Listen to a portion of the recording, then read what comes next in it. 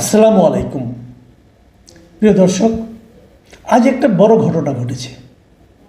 বড় ঘটনা মানে আজ এমন একজন লোককে গ্রেপ্তার করা হয়েছে যাকে আরও প্রায় 1 বছর আগে মানে গত অগাস্ট মাসে কেন গ্রেপ্তার করা হয়নি, এতদিন ধরে তাকে কেন গ্রেপ্তার করা হয়নি, এটা নিয়ে আমার মনে বিশাল বিশাল প্রশ্ন আছে।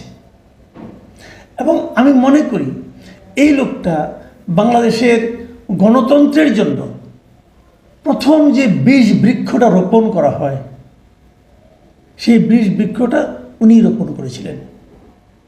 উনিকে ওনার নাম হলো ABM খায়রুল হক। এই ভদ্রলোক একসময় বাংলাদেশের প্রধান বিচারপতি ছিলেন। একজন প্রধান বিচারপতিকে আজকে সাবেক প্রধান বিচারপতিকে আজকে গ্রেপ্তার করা হয়েছে এবং আমি সচেতনভাবে এই গ্রেপ্তারে আনন্দ প্রকাশ করছি। আপনাকে ঘটনাটা বলি, উনি কিন্তু একসময় আমার খুব পছন্দের বিচারপতি ছিলেন। পছন্দের ছিলেন কেন সেটাও বলি। উনি উচ্চ আদালতে যে বাংলায় রায় লেখা যায় এটা প্রথম এই ABM খায়রুল হক সাহেব দেখিয়েছিলেন। এইটা বিবেচনা করে আমি ওনার উপরে খুব না বুঝেই খুশি হতাম। হয়তো বা আমি তো অত জ্ঞানী লোক না, অথবা আইন আমি বুঝি না। আমি একজন সাধারণ মানুষ হিসাবে, একজন বাংলাদেশের নাগরিক হিসাবে আমি মনে করতাম এটা একটা বেসিক কাজ। কারণ আপনি দেখবেন সুপ্রিম কোর্টের বিচারকরা কী রায় লেখে এটা কিন্তু সাধারণ মানুষ কেউ বোঝে না। ইংরেজিতে সবাই রায় লেখেন, ওনারা বলেন নাকি বিচারের ভাষা নাকি ইংরেজি ছাড়া হয় না। এগুলো নানা ধরনের কথা, কিন্তু উনি দেখিয়েছিলেন যে বাংলায় রায় লেখা যায়। আমি হ্যাপি ছিলাম। ওনাকে যখন প্রধান বিচারপতি বানানো হলো তখনও আমি হ্যাপি ছিলাম না বুঝেই। এটা 2010 সালের কথা বলছি। 2010 সালে উনি প্রধান বিচারপতি হন। বলা বাহুল্য 2010 মানে তখন আওয়ামী লীগ ক্ষমতায় আছেন এবং উনি আওয়ামী মনোভাবাপন্ন ছিলেন বলেও আমি ধারণা করতাম। তো সেটা কোনো সমস্যা নয়, কারণ বিচারকরা কেউ না কেউ কোনো না কোনো মনোভাবাপন্ন হন, এটা আমরা আগেও জানতাম, দেশেও আছে বিদেশেও আছে। কিন্তু মনোভাবাপন্ন হন কোনো সমস্যা নাই, কিন্তু বিচার করার সময়, রায় লেখার সময় সেই পলিটিক্সটাকে উনি ওনার রায়ের মধ্যে প্রতিফলিত করবেন এটা কিন্তু কেউ আশা করে না। সবাই ভাবে ব্যক্তিগতভাবে উনি একটা ভোট দেন, কাউকে না কাউকে ভোট দেবেনই, কিন্তু উনি যখন রায় লিখবেন সেই রায়টা হবে একদম নিরপেক্ষ, তবেই না উনি বিচারক। নাহলে বিচারক হবেন কীভাবে? তো সেভাবে আমি কিন্তু কখনো ধারণা করিনি যে উনি দলীয় দৃষ্টিকোণ থেকে রায় লিখতে পারেন। এবং আমার জানা মতে, আমার দেখা মতে উচ্চ আদালতে রায় লেখার ক্ষেত্রে দলীয় দৃষ্টিভঙ্গির যে রিফ্লেকশন, এটা আমার ধারণা প্রথম বড়ভাবে এসেছে এই খায়রুল হক সাহেবের মধ্যে। এটা আমার ধারণা। এবং উনি প্রধান বিচারপতি হয়ে যে অপকর্মটা বড় অপকর্মটা করেছেন, যার জন্য পুরো বাংলাদেশের মানুষ ভোগান্তির শিকার হয়েছে, ভুগেছে, গণতন্ত্র প্রায় মৃত্যুবরণই করেছে আমি বলবো। গণতন্ত্রকে কোমায় ঠেলে দিয়েছিল যে ঘটনাটা, সেটা হলো উনি কিন্তু বেশি দিন ছিলেন না, উনি 1 বছরেরও কম সময় ছিলেন দায়িত্বে। এর মধ্যে আকাম কুকাম যা করেছেন এটা একটা ভয়ঙ্কর ব্যাপার। উনি রিটায়ারমেন্টে গেছেন 2011 সালের 17 মে, আর নিয়োগ পেয়েছেন 2010 সালের 27 সেপ্টেম্বর, কিন্তু অফিসিয়ালি তার নিয়োগ কার্যকর হয়েছে 30 সেপ্টেম্বর। তো তারপর থেকে দেখুন অক্টোবর, নভেম্বর, ডিসেম্বর, জানুয়ারি, ফেব্রুয়ারি, মার্চ, এপ্রিল, মে, এটা 7 মাস, 7.5 মাস উনি দায়িত্বে ছিলেন।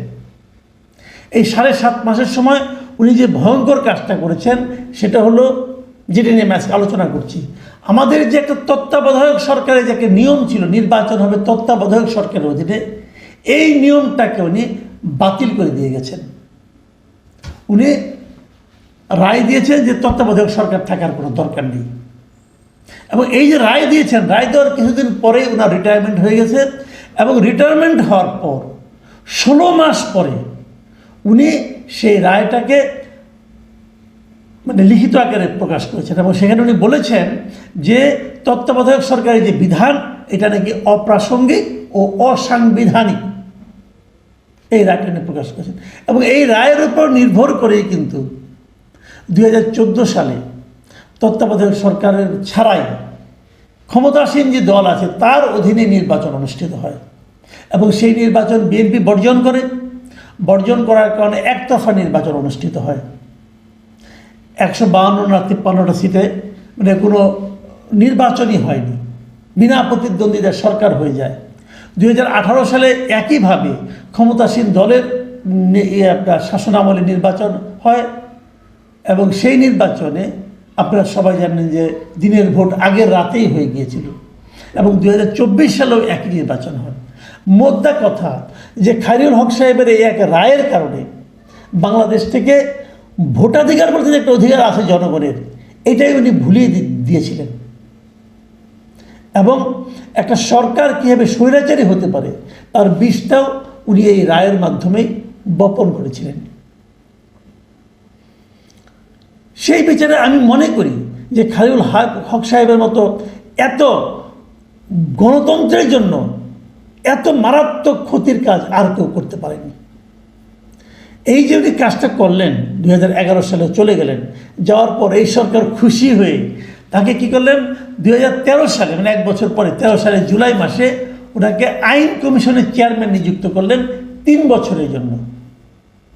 তো 13-এর পরে 16 আসে, 16তে ওনার রিটায়ারমেন্ট করার কথা, উনি রিটায়ারমেন্টে গেলেন না, ওনাকে আবার তার মেয়াদ বাড়ানো হলো। এইভাবে বাড়াতে বাড়াতে আওয়ামী লীগ সরকার যতদিন ক্ষমতায় ছিল ততদিন উনি ক্ষমতায় ছিলেন এবং 5ই আগস্ট গত বছরের 2024-এর 5ই আগস্ট শেখ হাসিনা সরকারের পতন ঘটলে তারও 1 সপ্তাহ পরে মানে 13 আগস্ট তিনি আইন কমিশন থেকে পদত্যাগ করেন এবং তারপরে উনি আর লোকচক্ষুর আড়ালে চলে যান এবং ওনাকে আর কোনো কেউ দেখতে পাচ্ছিল না। ওনার বয়স কিন্তু কম হয়নি, ওনার বয়স হলো 81 বছর হয়ে গেছে বর্তমানে। যাই হোক, এই যে উনি চলে গেলেন, চলে যাওয়ার পরেই কিন্তু ওই বছরে ওই আগস্ট মাসেই ওনার বিরুদ্ধে কিন্তু একটা মামলা হয়েছিল 2024-এর আগস্টের 18 কি 19 তারিখে। এবং মামলা হয়েছিল কিভাবে, ওনার বিরুদ্ধে মামলা ঠিক না, ওনার বিরুদ্ধে ব্যবস্থা নেওয়ার জন্য একটা আইনি নোটিশ দেওয়া হয়েছিল এবং কোর্টেও নানা রকম মামলা হয়েছিল। এছাড়া অন্যান্য মামলা তার বিরুদ্ধে হয়েছে। সেই সমস্ত মামলার কোনো মানে সুরাহা হয়নি, ওনাকে কোনো গ্রেপ্তারও করা হয়নি, জিজ্ঞাসাবাদও করা হয়নি। উনি এতদিন বহাল তবিয়তে ছিলেন। আজকে 24 তারিখ 24শে জুলাই ওনাকে ওনার ধানমন্ডির বাড়ি থেকে গ্রেপ্তার করা হয়েছে। উনি ঢাকা শহরে ছিলেন এবং ইন্টারেস্টিং হল সেই গ্রেপ্তার করা হয়েছে কি মামলায়, যাত্রাবাড়ি থানায় থাকা একটা হত্যা মামলায় ওনাকে গ্রেপ্তার দেখানো হয়েছে। মানে আমি এই জিনিসটা না মাঝে মাঝে বুঝি না যে এত এত দৃশ্যমান অপরাধ থাকতে যাত্রাবাড়ির একটা হত্যা মামলায় ওনাকে গ্রেপ্তার দেখানো হচ্ছে কেন? অনেকে হয়তো বলবেন যে ওনাকে আটক করার সুবিধার্থে, হতে পারে, কিন্তু এই সমস্ত আইনগুলিকে ঠিকঠাক করা যায় না। যাত্রাবাড়ি হত্যা মামলায় উনি কী করেছেন?